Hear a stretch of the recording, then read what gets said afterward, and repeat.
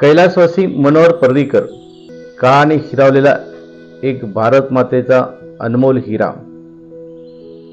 1994-95च्या निवडणुकीत सगळ्यात पहिल्यांदा माझी त्यांची भेट झाली. एका स्कूटरवर मस्तपैकी फिरत आलेला उमदा उमेदवार कैलासवासी शरद भाऊ कुलकर्णींनी मला सांगितले की निश्चित निवडून येणारा हा आपला आमदार आहे आणि तुला आवडेल, कारण तो पण इंजिनियर आहे आणि साधा नाही, IITचा इंजिनियर आहे. आम्ही गप्पा मारतानाच त्यांनी सांगितलं, शरद भाऊ हे माझे आजपासून मित्र झाले, माझ्या मतदारसंघात कोणाला ठेवायची गरज नाही, तुम्ही दिगंबर कामत आणि श्रीपाद नाईक यांच्या मतदारसंघात पाठवून द्या. आणि मग आम्ही गोव्याच्या ग्रामीण भागामध्ये प्रचाराला गेलो. सगळ्यात पहिल्यांदा 4 आमदार निवडून आलेला आणण्याची किमया भारतीय जनता पार्टीने त्यावेळेस केली. तेव्हापासून ते अगदी शेवटच्या क्षणापर्यंत अत्यंत निगर्वी, साधा, सोज्वळ, सगळ्यांशी मितभाषी बात करणारा, सगळ्यांच्या बरोबर अत्यंत प्रेमाने आपुलकीने वागणारा, मुख्यमंत्री पद कधीही डोक्यात न गेलेला एक आदर्श स्वयंसेवक म्हणजे मनोहर पर्रीकर. कुठलंही काम आम्ही सांगितलं आणि त्यांनी केलं नाही असं होणारच नाही. स्पष्टता, बोलण्यामध्ये अत्यंत स्वच्छता आणि देशहिताचा विचार हा सगळ्यात समोर.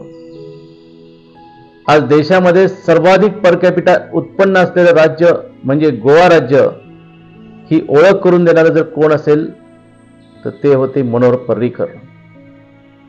गोव्याला फक्त भारतातच नाही तर जगाच्या प्लॅटफॉर्मवर चमकवणारे जर कोण असतील तर ते मनोहर पर्रीकर. ज्या गोव्याला राज्य सरकारचा दर्जा मिळाल्यानंतर तिथलं सलोख्याचं वातावरण न बिघडू देता हिंदुत्वाची भगवी पताका जोराने डौलाना लावणारे कोण असतील तर ते मनोहर पर्रीकर. गोव्याचं टुरिझम प्रचंड प्रमाणात वाढवणारे खरे शिल्पकार मनोहर पर्रीकर. गोव्यासाठी रात्रंदिवस स्वतःचा प्राण अर्पण करून मेहनत करणारे कष्टकरी कोण असतील तर ते मनोहर पर्रीकर. पण ज्या क्षणी पक्षांनी, राष्ट्रीय सेवक संघाने, दिल्लीने आवाज दिला त्या क्षणी गोव्याचं मुख्यमंत्रीपद सोडून दिल्लीला झोकून देणारे मनोहर पर्रीकर. देशाचे आदर्श रक्षा मंत्री म्हणून ज्यांचा उल्लेख करता येईल ते आहेत मनोहर पर्रीकर.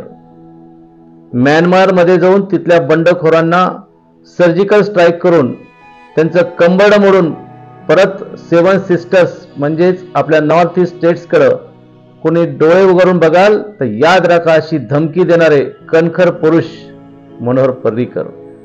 कुठेही वाच्यता न करता, प्रसिद्धी मिळवून म्हणून कुठलाही प्रयत्न न करता, जे कधीच झालं नाही असं प्रचंड मोठं काम उभं करणारे मनोहर पर्रीकर.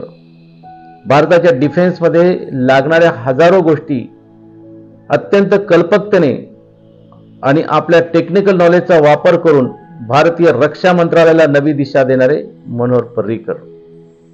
आज दुर्दैवाने मनोहर पर्रीकर आपल्यात नाही आहेत, पण त्यांच्या स्मृती आजही आमच्या मनात अत्यंत ताज्या आहेत.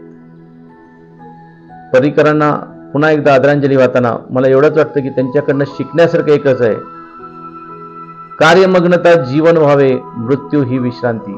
पुन्हा एकदा मनोहर पर्रीकरजी आपल्याला खूप खूप कोटी कोटी आदरांजली.